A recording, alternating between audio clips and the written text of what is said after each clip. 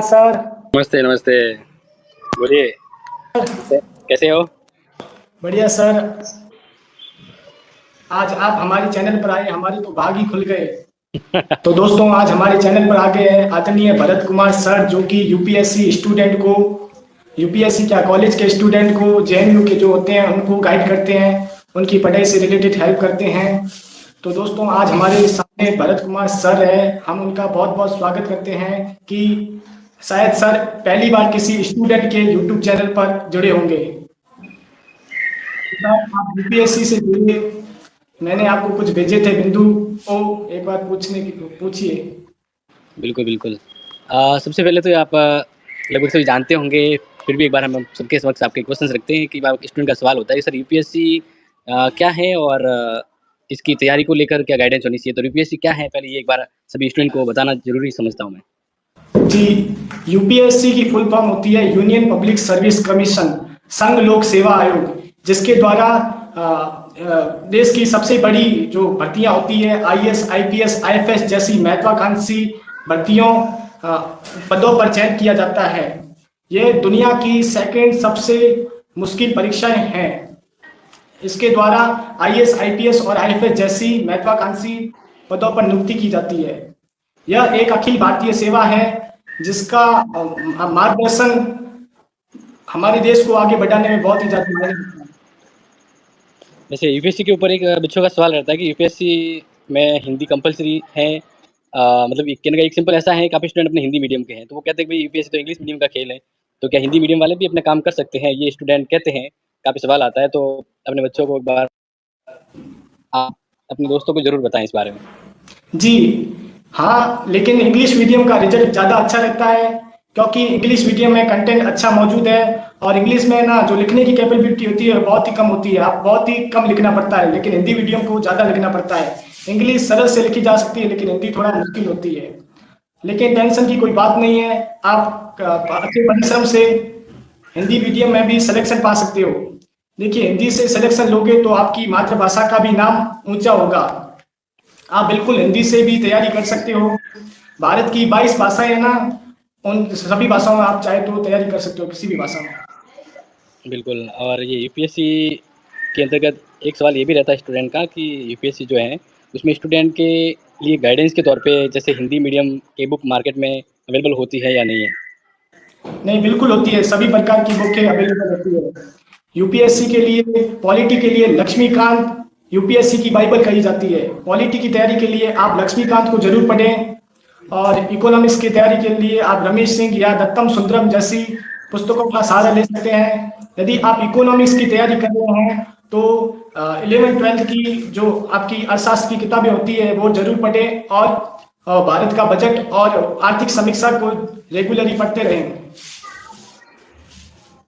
और यूपीएससी को लेकर आप एक बार ये अपने फ्रेंड्स को ये भी बता दीजिएगा कि जैसे हिंदी मीडियम में है तो उस अकॉर्डिंग उनकी कोचिंग कैसी रहेगी, ऑनलाइन रहेगी, ऑफलाइन रहेगी, या कौन सी कोचिंग बढ़िया है? आप ऑनलाइन भी कर सकते हैं और ऑफलाइन भी कर सकते हैं। यह आपकी आर्थिक स्थिति और आपकी परिस्थितियों पर निर्भर करता है। फॉर एग्जाम्पल, मैं अपनी यूपीएससी की तैयारी ऑनलाइन माध्यम से करता हूँ, सेल्फ स्टडी के माध्यम से करता हूँ। तो दोस्तों, आप चाहे तो आप भी कर सकते हैं। जी जी, चलो बढ़िया है। अब कुछ स्टूडेंट को एक बार ये भी बता दो अपने डियर कि जैसे हिंदी मीडियम के अकॉर्डिंग कोई टॉपर रहा है और कौन सी रैंक रही है, ताकि उनको पता है कि भाई हाँ तैयारी करना चाहिए, हिंदी मीडियम में भी है इसको। हिंदी मीडियम की आज तक की सबसे अच्छी रैंक 3rd रही है। किरण कौशल जी आज तक की सबसे अच्छी रैंक हासिल कर पाई है। उनका all India rank 3rd rank था, बिल्कुल। जिससे हमें मोटिवेशन मिलता है कि हिंदी मीडियम में भी अच्छी रैंक हासिल की जा सकती है। वैसे यूपीएससी को लेकर स्मार्ट टिप्स क्या रहती है, मतलब कैसे स्मार्ट स्टडी करते हैं, कुछ है आपके ध्यान में, ताकि स्टूडेंट को ये पता रहे, आपके फ्रेंड्स भी जान पाएँ? जी सर, आप सभी जितने भी दोस्त देख रहे हैं, एक बार प्लीज इस लाइव सेशन को लाइक कर दीजिए, शेयर कर दीजिए। स्मार्ट स्टडी के बारे में मैं आपको अब बताता हूँ, स्मार्ट स्टडी क्या होती है। स्मार्ट स्टडी करने के लिए सबसे पहले आप एक अच्छा सा टाइम टेबल बनाएं और उस टाइम टेबल के अकॉर्डिंग अपनी पढ़ाई करें। किस सब्जेक्ट को कितना वक्त देना है वो निर्धारित करें।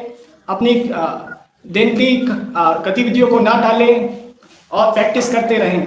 और जो आपके फालतू टाइम बर्बाद करते हैं ऐसे दोस्तों से दूर रहें, हेल्दी फूड हैबिट रखें और जंक फूड ना खाएं जिससे आपको नींद ना आए और आप पढ़ाई के दौरान अच्छे से पढ़ सकें। बिल्कुल, और कुछ बताएँ अपने दोस्तों को, और अगर आप यूपीएससी के बारे में शेयर करना चाहते हैं, तो बिल्कुल तो ये बताएँ ज़रा। तो सर मैं आप सभी के सामने यह कहना चाहता हूं कि यूपीएससी दुनिया की सेकंड सबसे कठिन परीक्षा है और उसकी तैयारी करना बहुत बड़ी हिम्मत की बात होती है। और यूपीएससी की तैयारी करने के कुछ स्टेप होते हैं। आप यूपीएससी की तैयारी करना चाहते हैं तो सबसे पहले आप यूपीएससी की वेबसाइट पर जाके यूपीएससी का सिलेबस देख लें और उसका पूरा एनालिसिस कर लें। फिर आप यूपीएससी के जो 10 साल के पीवाईक्यू होते हैं उनको एक बार आप देख लें, अच्छे से तैयार कर लें। फिर तीसरे स्टेप में आप 6 to 12 तक की ह्यूमैनिटीज की एनसीईआरटी और 10th तक की साइंस जरूर पढ़ें। और करंट अफेयर की तैयारी के लिए आप एक किसी निश्चित कोचिंग की या किसी सरकार की मैगजीन फॉलो कर सकते हैं। आप डेली न्यूज़पेपर पढ़ सकते हैं। आप संसद टीवी देख सकते हैं जिसके माध्यम से आपका करंट अफेयर अच्छे से तैयार हो सकता है। बिल्कुल, बिल्कुल। इनके पेपर कितने होते हैं और कितने एज लिमिट तक ये दे सकते हैं, ये भी एक बार बता दो अपने दोस्तों को। यूपीएससी का एग्जाम देने के लिए आपके पास न्यूनतम योग्यता आपकी ग्रेजुएशन होनी चाहिए। आप चाहे किसी भी स्ट्रीम से अपनी ग्रेजुएशन कंप्लीट कर सकते हैं, चाहे आर्ट्स हो या साइंस हो या जो कुछ भी हो। आप किसी भी बैकग्राउंड से हो, इससे यूपीएससी को कुछ लेना देना नहीं है। आपके ग्रेजुएशन में कितने भी परसेंट हो उससे भी यूपीएससी को कुछ लेना देना नहीं है। बस आपकी ग्रेजुएशन होनी चाहिए और आपकी उम्र 21 साल होनी चाहिए। आप भारत के नागरिक होने चाहिए या फिर आप भूटान या नेपाल की प्रजा होनी चाहिए, तभी आप यूपीएससी का एग्जाम दे सकते हैं। और एज लिमिट के बारे में क्या बताया आपने? एज लिमिट 21 साल है, हाईएस्ट करके 32 साल तक है। ओबीसी कैंडिडेट है ना 8 बार एग्जाम दे सकता है, जनरल कैटेगरी वाला 6 साल तक दे सकता है और एससी एसटी वाले 35 वर्ष की उम्र तक अनलिमिटेड बार दे सकते हैं, 35 वर्ष की उम्र तक। चलो बढ़िया है। ठीक है भार्गव जी, आप सेशन लाइव रखिए। मैं थोड़ा क्या ना कि बाहर था, आपका एक अटेंड ज़रूरी करना था तो मैंने किया। ठीक है सर ना? तो बिल्कुल, 2 बिल्कुल अटेंड। Minute sir. सर एक बार आप थोड़ी आरएएस के बारे में बता दीजिए, थोड़ा सा आरएएस के बारे में। देखो आरएस भी बिल्कुल वैसे अपने राजस्थान के लिए तो रामबाण है, आप सभी इसके बारे में जानती हैं। क्योंकि देखा जाए तो हर कोई राजस्थान का जो इम्पोर्टेंट पर्सन होता है वो आरएस की ही तैयारी करता है।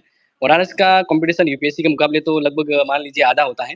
लेकिन अपने राजस्थान वालों के लिए तो यही एक पवित्र है, जिसकी अगर तैयारी कर लें तो बढ़िया। वैसे देखो ये कोई बड़ा टारगेट भी नहीं है, अपने काफ़ी दोस्त हैं मेरे जो हैं इसमें हो चुके हैं सिलेक्शन। बस एक बार क्या है ना कि दृढ़ कर लीजिए और इसी पर फोकस कर लीजिए। आज के समय क्या होता है कि स्टूडेंट 10 चीज़ों के पीछे भागते हैं ना, मुझे वो भी चाहिए, तो इसलिए वो एक सही मुकाम पे नहीं पहुँच पाते। तो रीज़न ये है कि आरपीएससी के अकॉर्डिंग जब ये होता है आरआईएस का एग्ज़ाम, तो उसके लिए सबसे बेसिक कॉन्सेप्ट से पहले से तैयारी करनी चाहिए। जैसे कि यानी कहते हैं ना कि मूल जड़, जो मूल अगर जड़ को आप पकड़ते हैं वहीं से तैयारी करते हैं ना, तो ये आपका एक बेटर व्यू होता है कि आप सही मैटर को क्लोज़ कर सकते हो। वरना बीच में ही तैयारी अधूरी हो जाती है, तो इसके लिए ज़रूरी है। वैसे देखा जाए तो आरआईएस की कोचिंग भी बहुत सारी है, लेकिन सबसे बेस्ट कोचिंग तो है आपका माइंड। आप कंटेंट जो भी है ना, वो कंटेंट एक लिमिट मात्रा में तय कर लीजिए कि कौन-सा क्या पढ़ना है। अनावश्यक चीज़ों को नहीं पढ़ना है, ठीक है ना? कौन-सा क्या पढ़ना है वो आपको पता होना चाहिए और उसी के अकॉर्डिंग आप सेल्फ स्टडी पर फ़ोकस कीजिए। आरएस के लिए इसमें भी आपके जैसे प्री मेन इंटरव्यू होते हैं, एज लिमिट वगैरह वो सेम ही रहती है, लेकिन सबसे बेस्ट थिंग है कि जो सेल्फ स्टडी जो होती है, उसके अकॉर्डिंग जो हेल्प चाहिए वो लेकर आप तैयारी करें, तो ये बढ़िया है। और आरएस के अकॉर्डिंग फिर इसमें जैसे आप रैंक होती है उस अकॉर्डिंग आपको मिलता है रैंक, जैसे पद हैं अलग-अलग या कलेक्टर तक भी पहुँच सकते हैं और नीचे आपके तहसीलदार तक या उसके डाउन लेवल पर भी आ सकते हैं आप। तो ये रैंक पर डिपेंड करता है। तो सबसे पहले ये है कि तैयारी करें, अच्छी तैयारी हो तो फॉर्म भी भरें और इसमें आप अकॉर्डिंग टू अगर देखा जाए आरपीएससी के तो बहुत सारी एक योजना भी होती है अपने राजस्थान गवर्नमेंट की ओर से कि अगर आप आरपीएससी की तैयारी कर रहे हैं तो आपको स्कॉलरशिप भी मिलती है। अनुपूर्ति कोचिंग योजना है, तो ज़रूर इसको आप अपने दोस्तों को बताएँ और शेयर करें इसके बारे में। सर एक और सवाल है कि जब हम किसी पब्लिक प्लेस पर जाते हैं या इस तरह लाइव आते हैं तो हमें हेजिटेशन बहुत होती है। उन हेजिटेशन को कैसे दूर करें और कॉन्फिडेंट के साथ कैसे बोलें? देखो सिंपल सी है, सबसे पहले तो आपको अपने दोस्तों के साथ एक कहते हैं ना ग्रुप तो गैदरिंग होना चाहिए, ग्रुप में आपको आगे होकर बोलना चाहिए। पहले शुरुआत अपने दोस्तों से कीजिए, वहाँ आप अपने आप को एक लीडरशिप की तरह आगे लाइए। फिर पब्लिक प्लेस पर आने की कोशिश कीजिए और इसके बाद है ना अगर फिर भी डर है, तो अपने डर को मतलब